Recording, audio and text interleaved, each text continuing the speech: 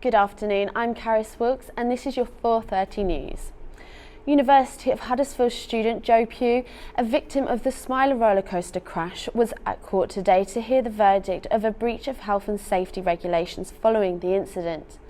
Merlin Entertainment, the group who own Alton Towers Resort, this morning pleaded guilty to neglect and health and safety after the crash that left 2 people needing amputations.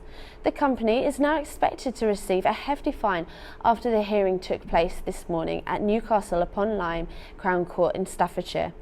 Pugh was left with severe injuries to his hands and legs after the incident on the Smiler roller coaster in June of last year, with his girlfriend Leah Washington needing a leg amputation. Restoration work began to restore a Grade 1 listed bridge today following structural damage caused by Storm Eva.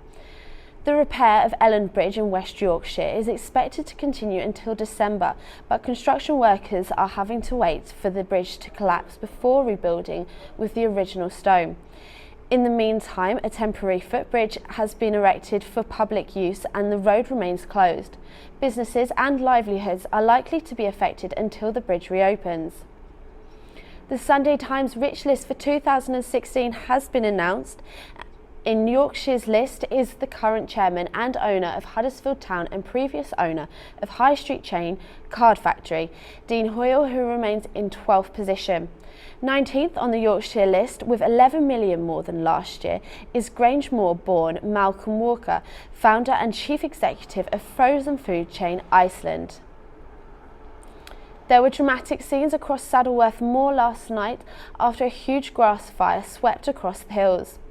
The blaze near Oldham spread across the size of 10 football pitches, and 5 fire crews from Greater Manchester Fire and Rescue attended the scene. They dealt with the incident before it could spread any further and before anyone was hurt. Tributes have continued to pour in for music icon Prince, who sadly passed away yesterday. AO reports. This year we've already lost the likes of David Bowie and Lemmy.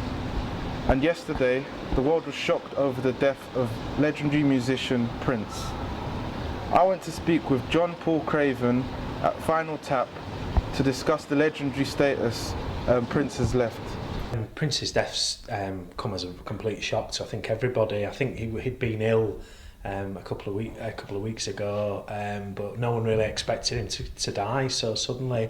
He's such a big selling megastar that, you know, it'll be just really strange to not have him bringing out records anymore or touring. Someone like Prince, because he's been releasing records since the late 70s, he's got such a large body of work, plus apparently a lot of stuff that's still to be released, so there's still absolutely tons of stuff.